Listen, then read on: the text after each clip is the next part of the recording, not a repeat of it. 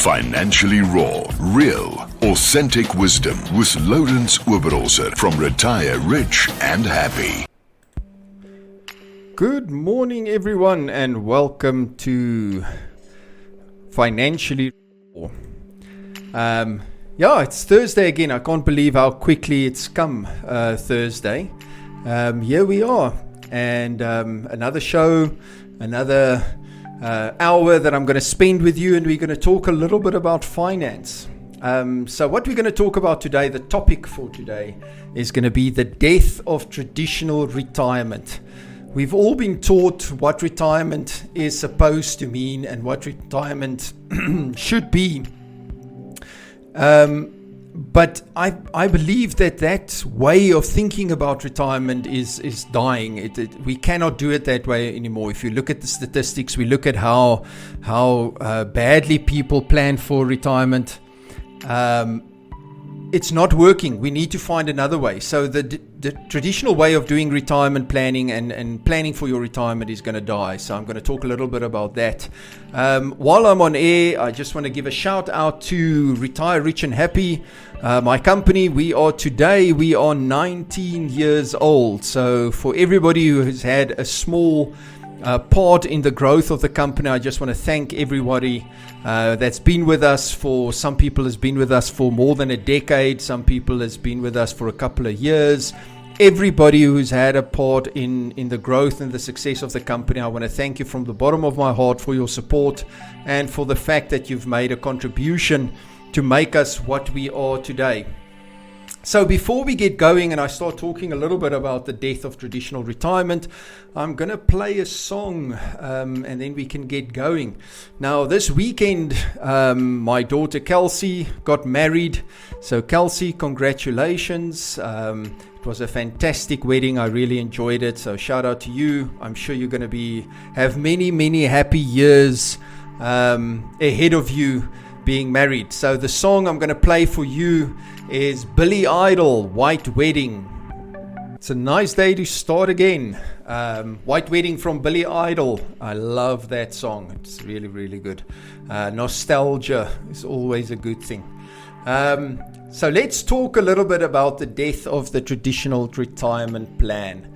So what is traditional retirement? Now, when we start working, whether we are consciously aware of it or not, the absolute goal that we are working towards our whole life is to get to retirement. Because that is the end goal that they teach us, is that if we manage our finances properly, we do everything right, at some point in time, typically when you're 65 or 60 years old if you're lucky, you can then stop working, start enjoying your golden years by going on holiday, relaxing at home, watching some cricket or whatever it is that you want to do, because you've worked hard your whole life. So what is the 40-year plan? What does it constitute to this 40-year plan that we've been taught? And everybody has a variation of it, but the gist of it is the following. You go to school, you get a good education. After school, you go to study or you start working and get on the job education. You then get a good job with a large company. And once you've got a good job with a large company, you then get onto their pension fund or their provident fund. You start living within your means as much as possible. And you save as much money as you can throughout your life. What they typically say is you have to save at least 15% of your gross income every month, whether it is from the day that you start working, whether that is into a pension fund or into a retirement annuity or into other kinds of savings. 15% of your gross income needs to be put away towards your retirement from the day that you start working. You do that for 40 years, save up enough money, and by the time you reach 65, you've been with the company for 40 years, and then they give you a watch because it's now time for you to leave, and then hopefully you have enough capital to live your golden years in comfort. The problem is, although it sounds good, that plan is not working. If we look at the statistics, 96% of people who retire cannot maintain their standard of living within 5 years after retirement. I get a lot of people that say, but yeah, my uncle, he worked for a large company and he retired and he is very comfortable. And then my question to them usually is, but how long ago did he retire? And they said, no, last year or the year before. I said, just wait. Within 5 years, what typically happens is people get into what I call the death spiral. And I'll talk a little bit about the death spiral as we go along. And at that point, they realize that the money that they are getting, the income that they are receiving every month, cannot keep track with their expenses. And now they have to start downgrading. They have to sell the house, get a smaller house. They have to sell the car, get a smaller car. They can't go on holiday as much anymore. They have to find a way to save some money on their medical aid. And all of these things happen. And initially when it starts, about 5 years after retirement, people justify it. They say, well, I mean, we don't need this big house anymore. We don't need an expensive car anymore. It's okay. We should be downscaling. But as it goes on, it gets worse and worse and worse. And very quickly, people cannot maintain their standard of living at all. My question about that is, so yes, you might not need the big house anymore. You might not need the nice car anymore. But don't you want a comfortable house? Isn't that what you worked for your whole life? If we work our whole lives, do we really want to live on the breadline or just have enough money to survive every single month? Or are you working your whole life to really have financial abundance by the time you get to retirement?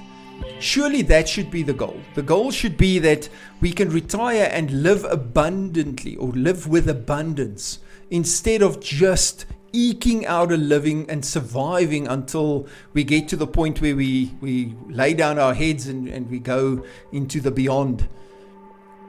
So when I started in this financial services industry in 1999, they took us away on a conference.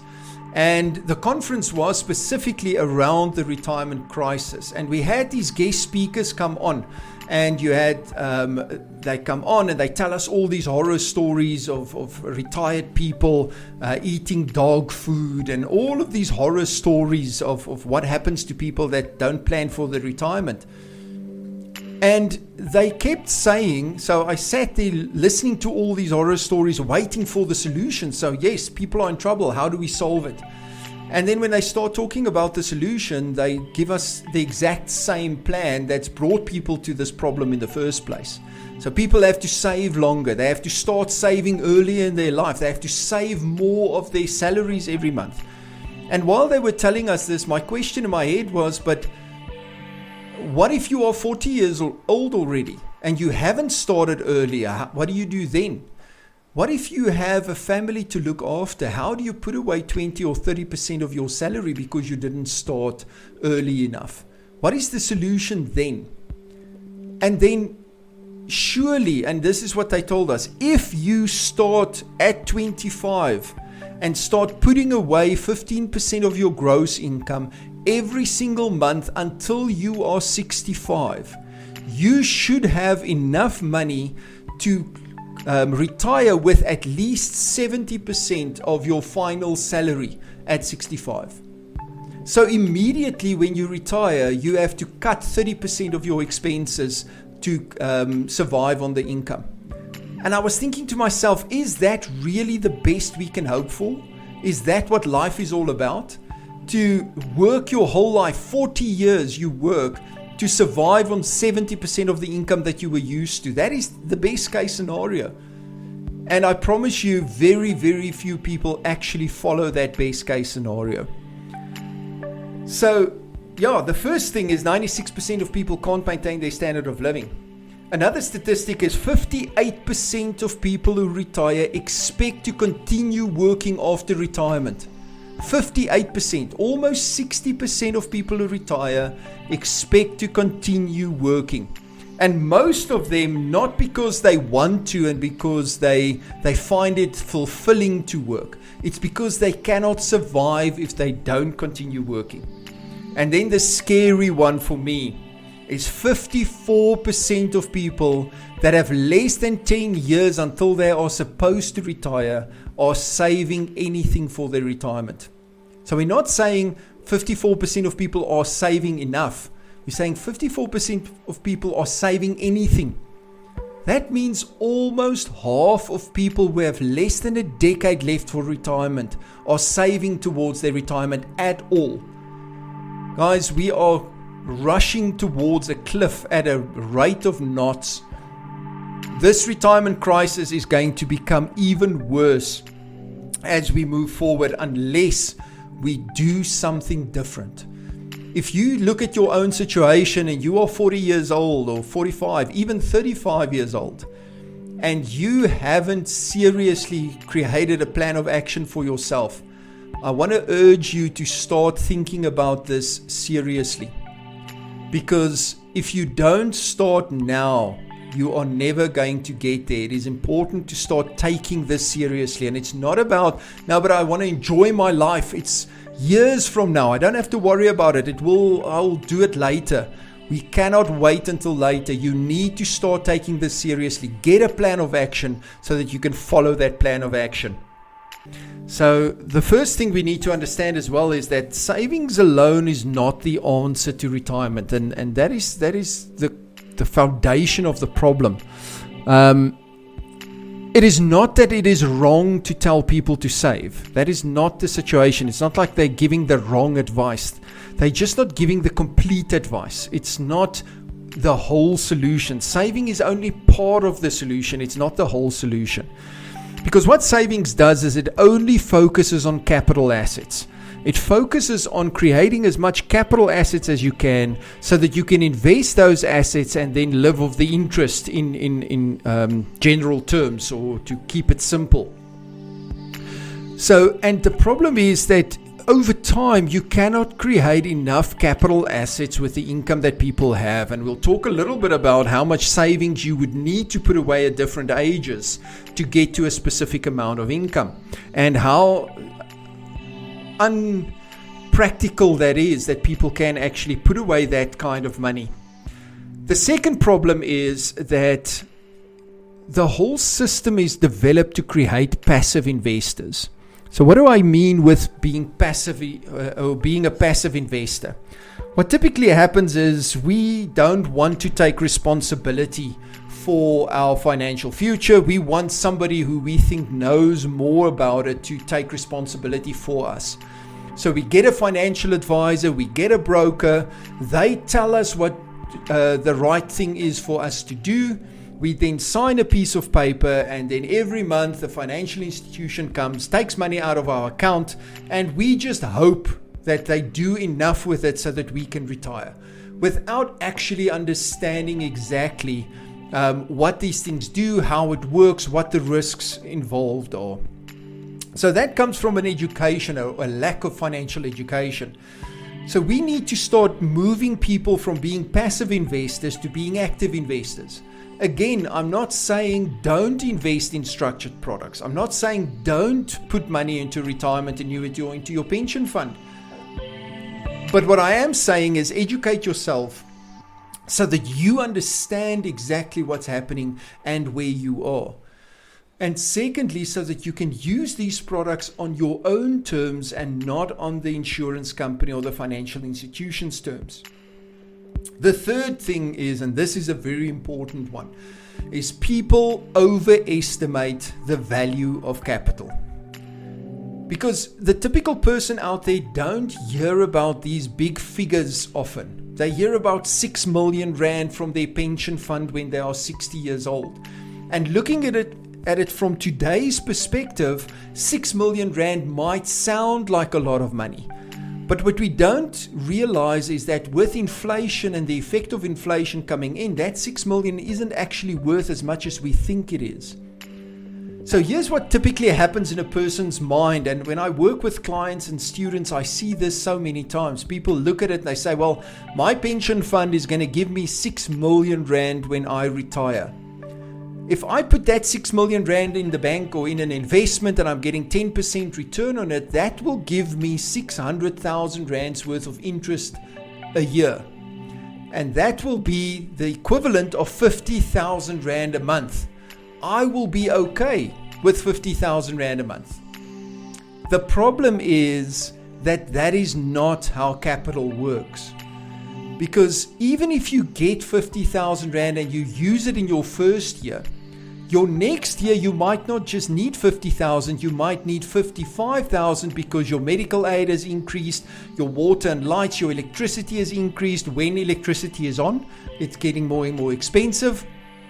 So all of these living expenses increase, but that 6 million rand at 10% interest cannot give you more than 50,000 rand. So where does that extra 5,000 rand a month come from? That extra 60,000 rand for the year? You will have to take it out of the capital. So now your 6 million will reduce with 60,000 and you will only have 5,940,000 rand left at the end of the year. The next year you don't need 55,000 anymore. You now need 60,000 to survive. But you only have 5.94 million rand to generate it, which means you have to take more capital in the next year to generate more income, which means you have less capital left to generate the income that you need. And slowly but surely the capital start decreasing, which means you have to take more of your capital to just sustain your standard of living. And then you get into what I call the death spiral. You take more of the capital to generate more income, which means you have less capital left that needs to generate more income. So you have to take more of the capital, and initially this happens very slowly. So people don't realize that this is happening. But after about 5 years, the reality kicks in. And the problem with that is that by the time you realize you are in the death spiral, you are already so far into that death spiral that it is very difficult, if not impossible, to reverse that trend. So if you want to do a calculation, if you want to go and figure out for yourself, where are you standing against where you would like to be or need to be in your retirement, there's 2 rules that I'm going to teach you quickly. The first rule is what I call the rule of 300.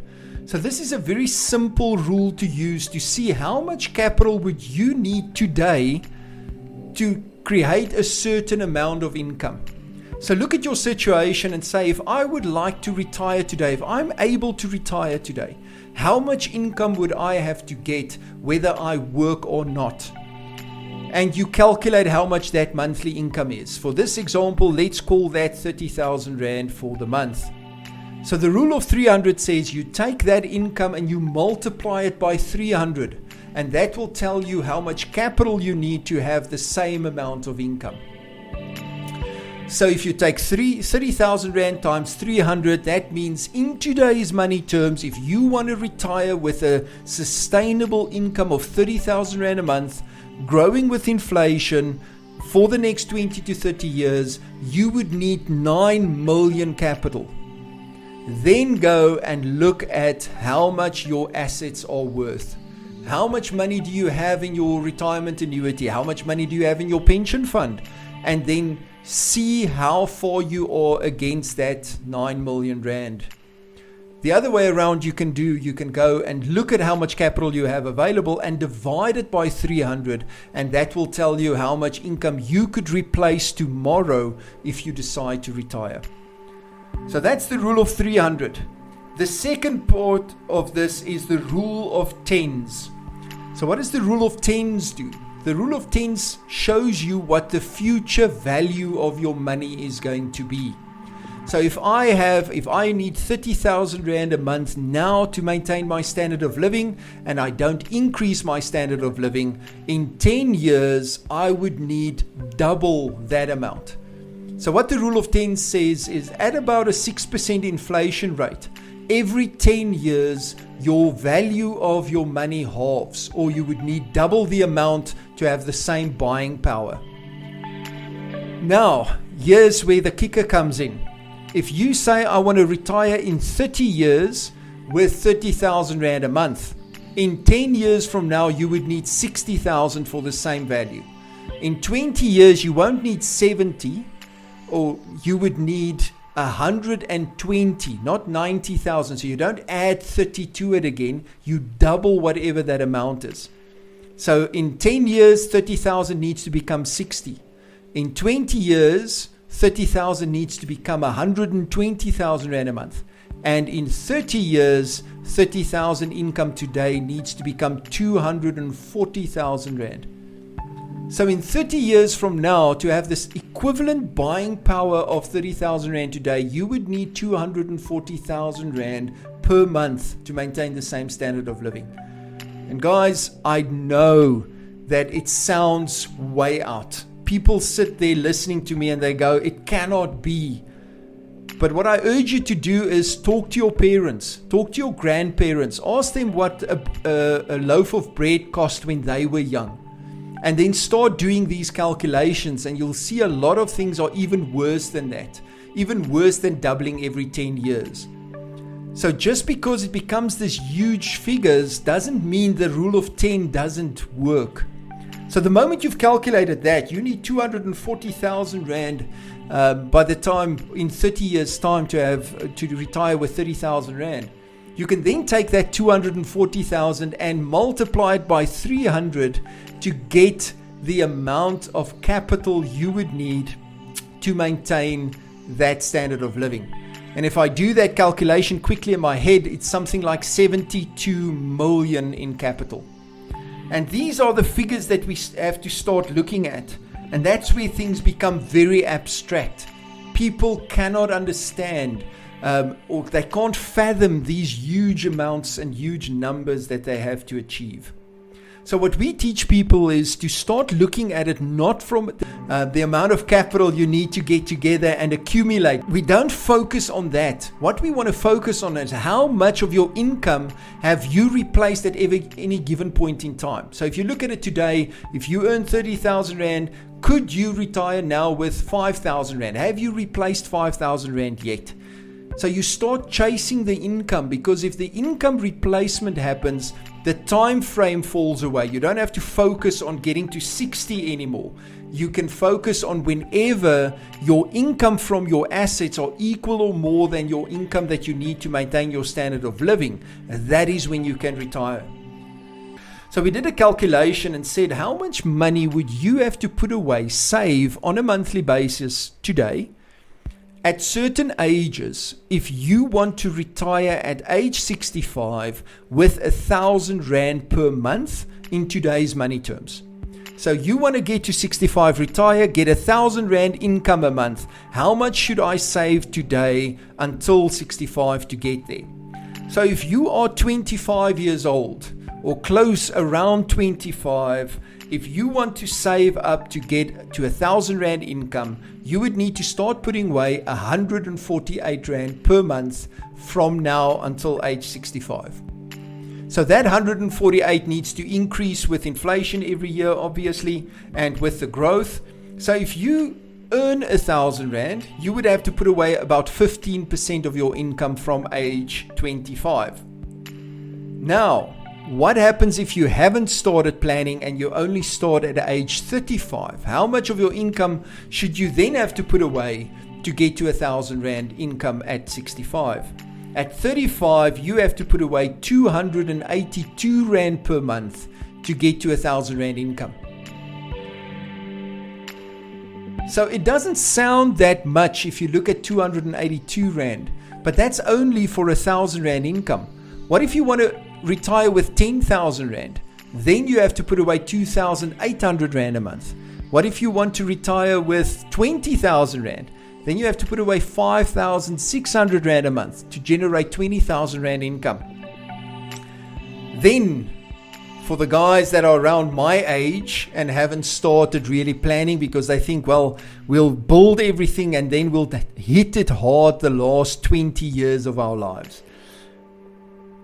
If you want to retire with 1,000 Rand per month, you will have to put away 565 Rand a month. That is 56% of every 1,000 Rand that you earn. You'll have to put away to replace that 1,000 Rand into retirement. And if you are 55, you will have to put away 1,476 Rand a month to retire with 1,000 Rand in 10 years. Guys, I want you to really look at those figures and understand the importance of starting today. So if you want to find out more about what we do, you are welcome to visit our website, retirerichandhappy.co.za. You can follow us on Facebook, Retire Rich and Happy. You can go to our YouTube channel, Retire Rich and Signal, the sign and Happy on YouTube, and go and watch some of our videos and just inform yourself. Anyway, let's get past all the negativity and everything that doesn't work, and let's start talking about solutions. Because one thing I believe is that for every problem there is a solution. The fact that you haven't thought of the solution doesn't mean there isn't one. It just means you haven't thought of it yet. So let's go and talk a little bit about solutions. The first thing we need to understand is that the solution to the retirement crisis is passive income. It is all around building passive income over time. It is replacing what I call your active income with passive income. So for those of you who are going to watch this video on YouTube, I'm going to explain it to the camera. So please go and watch the video once it gets launched on YouTube. So what happens is, and I'm going to explain it, and you're not going to see it until you actually watch the video. So now you have to go and watch the video on YouTube. So what typically happens is what we do and what we earn are interlinked with one another. So the two things are bound together. So you work, you get paid. You don't work, you don't get paid. They are interlinked. And then what happens over time, we are taught that we have to save as much as possible. And this happens for 40 years. And then at 65, one day happens and these two just go poop. They disconnect from one another. And now you don't have to work anymore, but you still earn income. The problem is it is not a once-off event. It is not a given date in time where this just happens. What you need to do is you need to slowly disconnect what you do from what you earn over time in a slow, progressive manner instead of focusing on trying to do it once off by the time you retire. And you do that by developing different kinds of assets, not just capital assets, not just savings. So there's three types of assets that we teach people that they need to start putting their effort into to get to and build retirement and get to retirement. The first one is you need to create what I call business assets. Business assets are assets that generate income for you through leverage.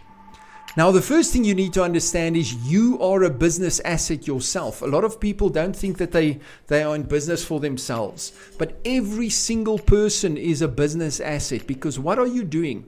You are selling your time, your effort, your expertise to a company for a specific amount of money every month. So even if you earn a basic income, you are still a business. You are selling yourself, your time to that company for a specific fee. So what you need to do is you need to develop yourself as a business so that you have more earning potential, but you also need to develop ways to create income streams where you are not directly involved. And that is called transformational business assets instead of focusing on a transactional business asset. Typically, when we are employed, we are fully into a transactional business asset. You go to work, you do certain things, and for those things and that time that you give, you get money. That's a transaction that happens. A transformational business is focused on, I go do some training, I teach other people to be able to do things, and through that I generate leveraged income. But business assets, it's all about creating multiple sources of income.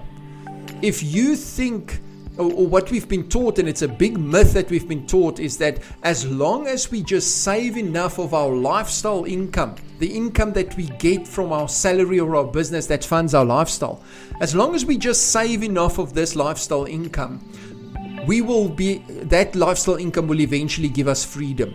But the two doesn't work together. So you have to have your lifestyle income that pays for your lifestyle. It pays for the house, the car, the clothing, the school fees, all of those kind of things. And then you have to have your freedom income. Your freedom income are these multiple sources of income that you use to create and build towards your freedom. So one of the things that I want you to start doing is look at every single source of income that comes into your bank account, and you either define it as being a lifestyle income or it being a freedom income. And it's okay if 100% of the income coming in at this stage is lifestyle, but the awareness of saying we need to start developing freedom income will start pushing you in the right direction. Also, your freedom income goes somewhere completely different. Your freedom income's job is to start building the next asset class, and that is capital assets. So that is money that is put somewhere to build capital. But in this model, the capital is not going to be the solution for retirement. The capital is going to be a stepping stone to get you to the next level of asset. So you're only using your capital assets as that stepping stone to start generating the next kind of asset, which is the third one, which is fixed assets or income generating assets. A fixed asset is any asset that generates an income as a result of the asset, not what you do in the asset. The most well-known income generating assets, and by all means it's not the only one out there, but the most well-known is property. And a lot of people got hurt with property in the past, and now they don't want to touch property again. So we don't teach people you have to invest in property. If that's not for you, it's not for you. But it's the best way to describe what an income generating asset is. If you own a property and you can rent out that property, the rental income comes in because of the property, not what you do in the property. So you don't have to wake up, go to that property, work every single day from 8 o'clock in the morning till 5 in the afternoon to get that rental income. The rental income is generated as a result of the property, not what you do. And that is the definition of an income generating asset. It's an asset that generates an income because of the asset, not what you do in the asset. And once you have an asset that generates an income, you want to define that income again as a freedom income, which means it doesn't go into your lifestyle and increase your lifestyle, your level of lifestyle. Because this is what I see a lot as well. People start investing in properties and these kind of assets to generate income, but then they just put everything into one pot. Everything becomes lifestyle income. And now they increase their expenses, they buy a bigger car, they upgrade their house, and they never work towards freedom.